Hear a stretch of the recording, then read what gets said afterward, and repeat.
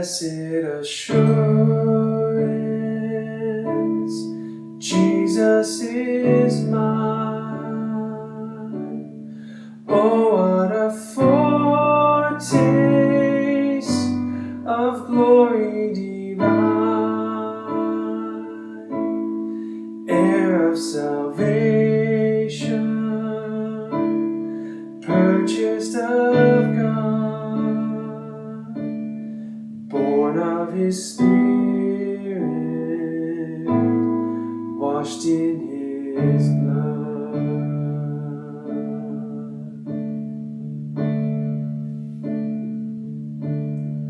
Perfect submission, all is at rest. I in my Savior am happy and blessed, watching and waiting, looking above, filled with His goodness, lost in His love.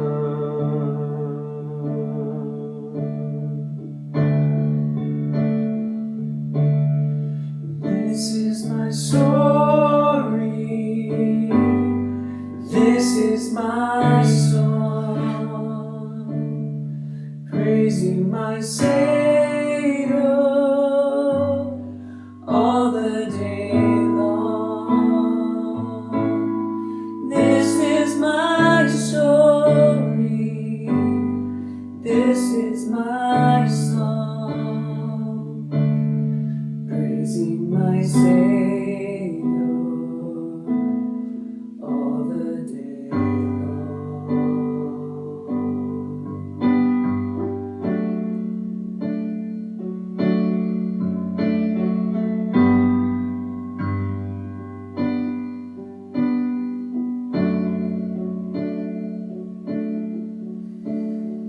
Oh, what a Savior,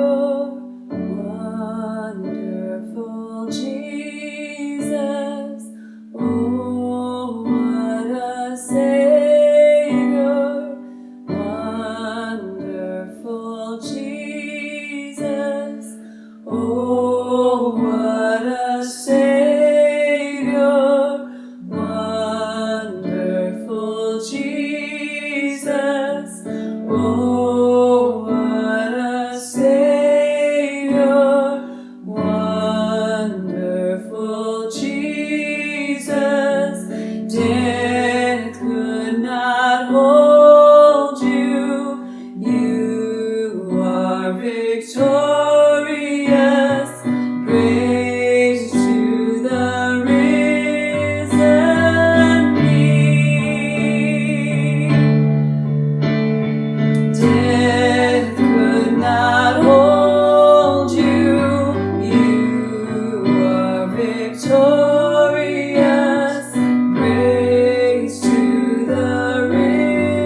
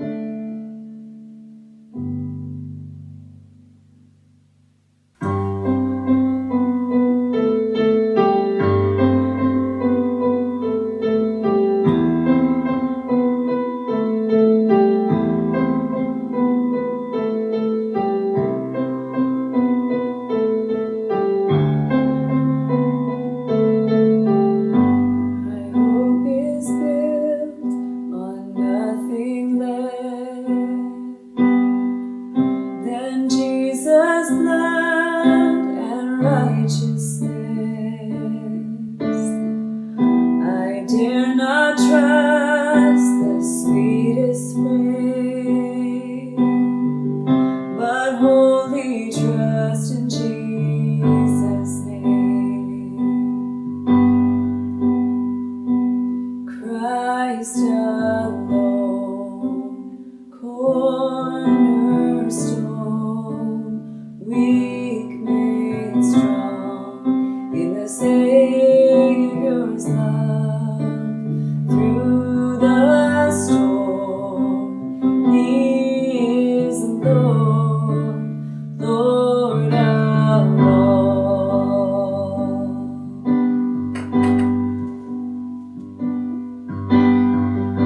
And darkness seems to hide His face.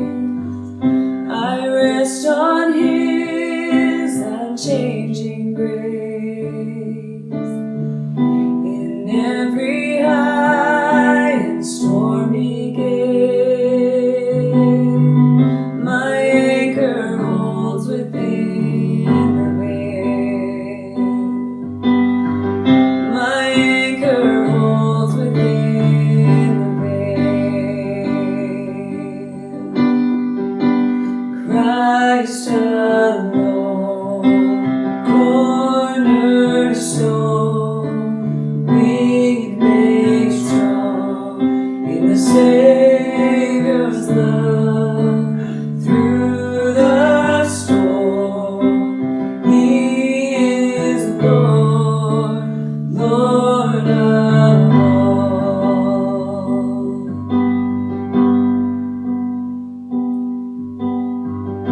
And He shall come with trumpet sound. Oh, may I then in Him be found, dressed in His righteousness alone, faultless stand before the throne, faultless stand before the throne. Christ alone, cornerstone, weak made strong in the Savior's love. Through the storm, He is Lord, Lord of all.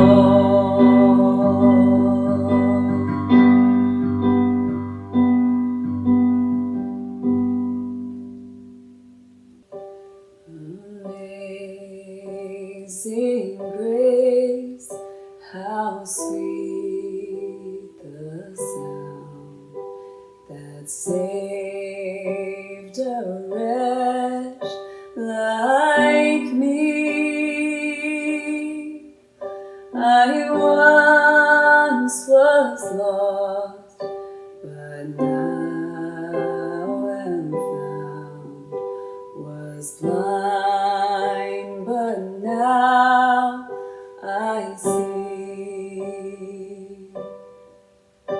'Twas grace that taught my heart to fear, and grace my fears relieved. How precious did that grace appear the hour I first believed. Through many dangers, toils, and snares, I have already come. 'Tis grace hath taught my safe thus far, and grace will lead me home. When we've been and there 10,000 years, bright shining as the sun. We've no less days to sing God's praise than when we first begun.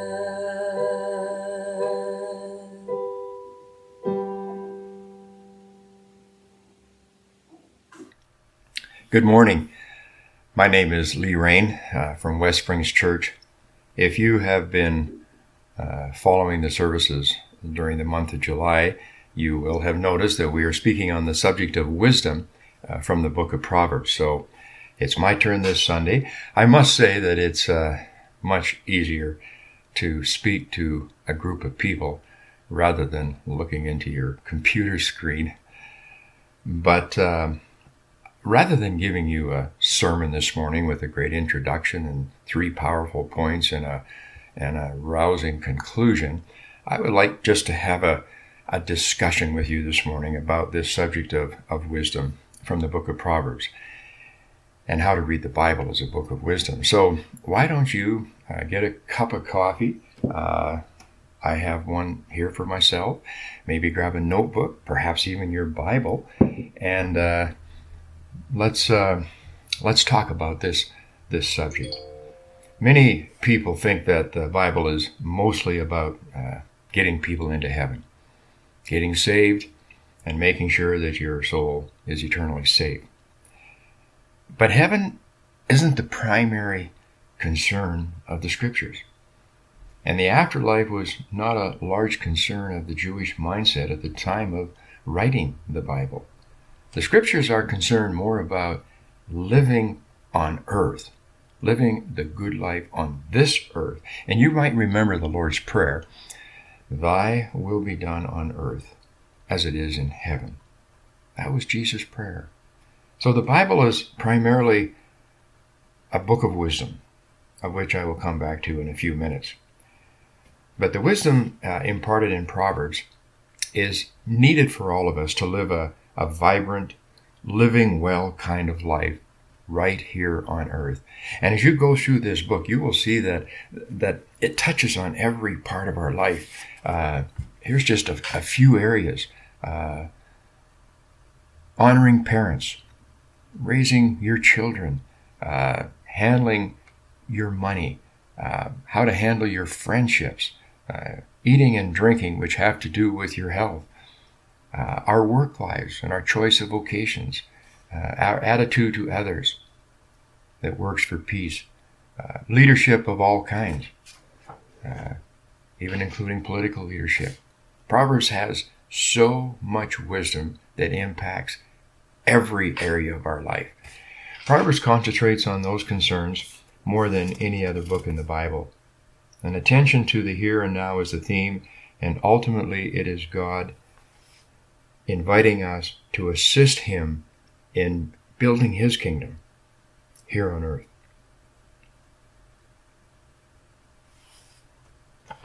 And wisdom will go a long way in doing just that, in helping God to build His kingdom. Let's read a few verses from Proverbs to launch us into this discussion. And I'm using the Message. It was paraphrased or translated by Eugene Peterson, and it's kind of in everyday language, so it just seems to jump out and make more sense to us.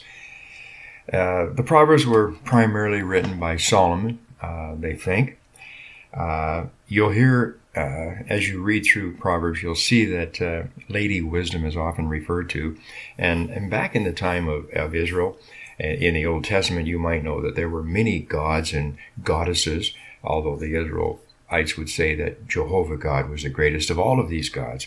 And there was one goddess called Sophia, who was the goddess of wisdom. And so perhaps when Solomon was writing this, he would have been very familiar with Sophia and the goddess of wisdom. And so perhaps that's why he's kind of got using that example here of Lady Wisdom speaking to us. Sophia. Now that's neither here nor there for this conversation today, but I found it kind of neat. And my oldest granddaughter's name is Sophia, and she is a great young lady with wisdom. But anyways, let's read Proverbs 2, just a few verses here, right at the beginning of the chapter. Good friend, take to heart what I'm telling you. Collect my counsels and guard them with your life. Tune your ears to the world of wisdom. Set your heart on a life of understanding. That's right. If you make insight your priority and won't take no for an answer, searching for it like a prospector panning for gold, like an adventurer on a treasure hunt. Believe me, before you know it, fear of God will be yours. You'll have come upon the knowledge of God. And here's why. God gives out wisdom free, is plain spoken in knowledge and understanding. He's a rich mine of common sense for those who live well, a personal bodyguard to the candid and sincere. He keeps his eye on all who live honestly and pays special attention to his loyally committed ones. So now you can pick out what's true and fair. Find all the good trails. Lady Wisdom will be your close friend, and Brother Knowledge your pleasant companion. And as you go through Proverbs, you will notice that quite often wisdom and knowledge go together. And I think that what comes out of that for me is that knowledge by itself can be dangerous, but when we have wisdom, we know how to deal with the knowledge, depending on the circumstance, the environment, the culture, and so forth. Let's go to chapter 3, starting at about verse 13. Just a couple of verses there. You're blessed when you meet Lady Wisdom, when you make friends with Madame Insight. She's worth far more than the money in your bank. Her friendship is better than a big salary. Her value exceeds all the trappings of wealth. Nothing you could wish for holds a candle to her. With one hand she gives long life, with the other she confers recognition. Her manner is beautiful, her life wonderfully complete. She's the very tree of life to those who embrace her. Hold her tight. This is still Lady Wisdom speaking to us, and be blessed. And then lastly, turn to chapter 8, and probably about verse 12. I am Lady Wisdom, and I live next to sanity. Knowledge and discretion live just down the street. The fear of God means hating evil, whose ways I hate also with a passion, pride and arrogance and crooked talk. Good counsel and common sense are my characteristics. I am both insight and virtue to live it out. With my help, leaders rule and lawmakers legislate fairly. Don't we need that today? With my help, governors govern along with all in legitimate authority. I love those who love me. This is still wisdom speaking. Those who look for me find me. Wealth and glory accompany me. Also substantial honor and a good name. My benefits are worth more than a big salary, even a very big salary. The returns on me exceed any imaginable bonus. You can find me on Righteous Road.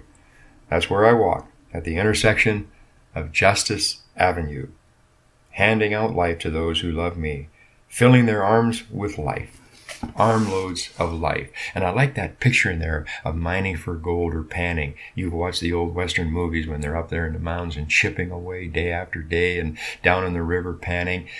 And it's a lot of hard work, but at the end you end up with some beautiful gems of gold that are worth a lot. So I encourage you to read the book of Proverbs.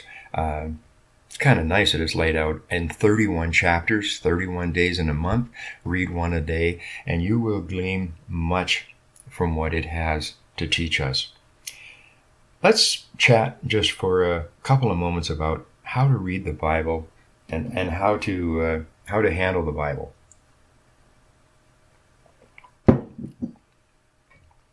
These thoughts of mine today are influenced by Peter Enns.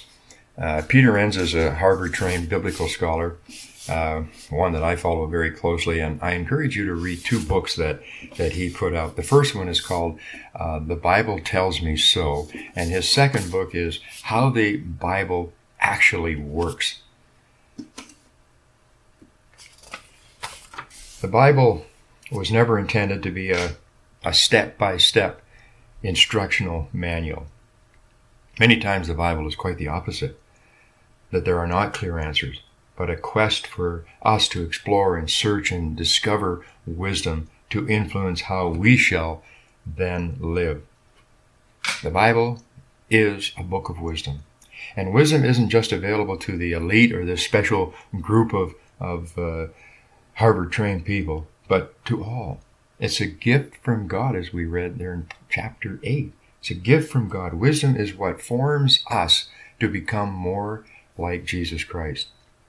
And wisdom is it's a lifelong journey. Lifelong journey. And it helps us to be formed into mature disciples of Jesus Christ. I'm going to read from Peter Enns. And when I speak of the Bible as not this quick instruction manual for whenever you have a problem in life, you just go to chapter 5, verse 3, here's your answer. The Bible doesn't work like that, even though sometimes we wish it would. So listen to what Peter says about that. Peter Enns. Rulebook answers deliver certitude and finality, but wisdom embraces mystery. Rulebook answers are distant and passive, but wisdom is intimate and learned through experience and through the hard knocks of life. Rulebook answers are immediate, but wisdom takes trial and error over time. Rulebook answers provide comfort and stability, but wisdom asks us to risk letting go of what is familiar for God's purposes. Rulebook answers are designed to end the journey, but wisdom shapes us so we journey with courage and peace. Rulebook answers are limited to specific moments, but wisdom works in all times and places. Rulebook answers keep us small, but wisdom gives us the space we need to grow. I like that. I know that it's much more comforting to live in this little square, and I know with certitude how everything works in life and whatever answer is to my questions, but you and I both know that generally doesn't work very well. As we journey through life, rarely is it clean and straightforward, all mapped out perfectly. The oft-perceived view of the Bible is that there is a clear, concise answer for every one of your problems that comes up. And that's just not true.